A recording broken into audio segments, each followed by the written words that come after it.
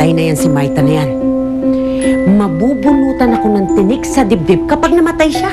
And you know why? Kasi anak siya ni Virgilio kay Amparo.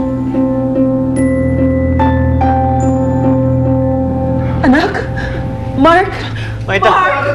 Doctor! Ano nangyayari? Dok! Ano nangyayari kay Maita, Dok? Wag! Anak, huwag kami bitaw! Maraming ako. Dok, ano nangyayari, Dok? She's suffering from hypovolemic shock. Ayaw mag-pump ng kanyang puso. At dahil kulang siya sa dugo, walang oxygen na dumadaloy sa kanyang katawan.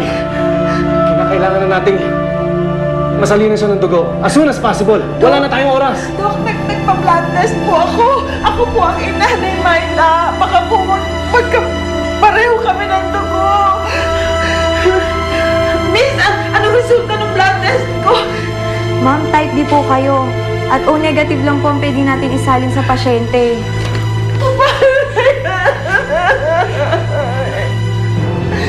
Maita, anak!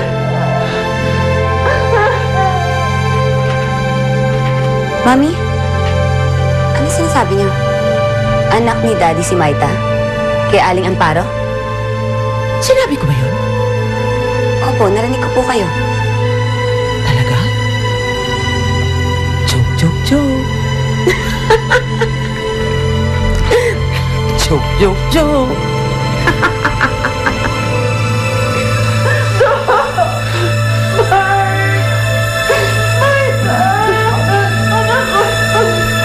Dok,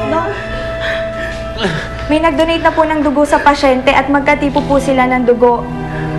O negative po sila parehas. Ako, sino nag-donate? Ako ang taong tinutukoy niya. Ako nag-donate ng dugo dahil magkatipo kami ni Maita. Hayop ka! Ikaw ang gumahasa sa akin. Kaya kayo magkatipo ng dugo dahil anak mo si Maita. Siya naging bunga ng pagkagahasa mo sa akin, di ba? Amparo, ito ang tamang panahon para pag-usapan natin yan.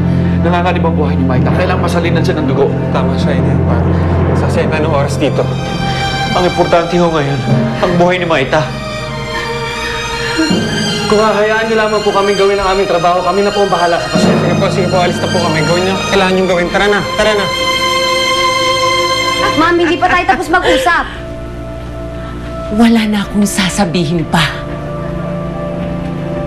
Gusto kong malaman, kapatid ko ba si Maita o hindi? Sabi ko nga sa'yo, joke. Mami, alam ko kung kailan ka nagbibiro o hindi. Kapatid ko ba si Maita? May mga bagay na mas mabuti pa na hindi mo na lang malaman. Karapatan kong malaman ang totoo. Kapatid ko ba si Maita o hindi?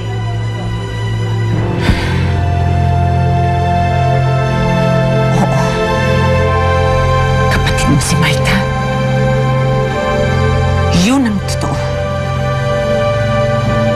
Sa totoo yung sinasabi ni Aling Amparo na ginahasa siya ni Daddy? Nakakadirim ang aminin, pero yun ang totoo.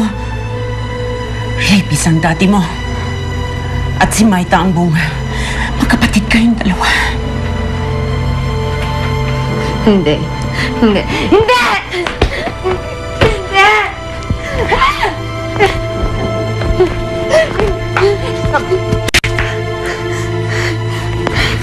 Naho ka. Mami, paano ako hihinahon?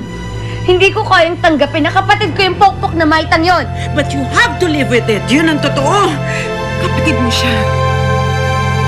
Sana lang talaga na puruhan ko siya nung sinagasaan ko siya. Sinagasaan mo si Maita?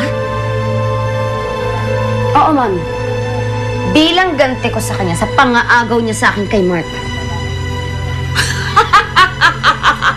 Very good! Very good! Manang-mana ka talaga sa ina mo. Ha? Hindi ka papayag ng magpatalo sa palingkera na yan. Ano? Patay na ba? Napuruhan mo ba? Sinugod siya sa ospital. Sana lang, ngayon, patay na siya.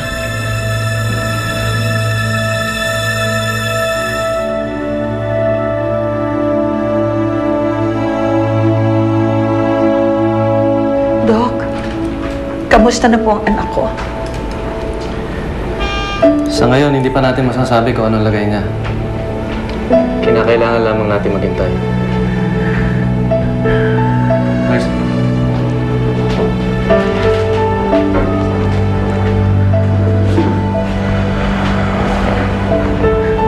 Anak? Maita, anak? Lumabang ka, ha?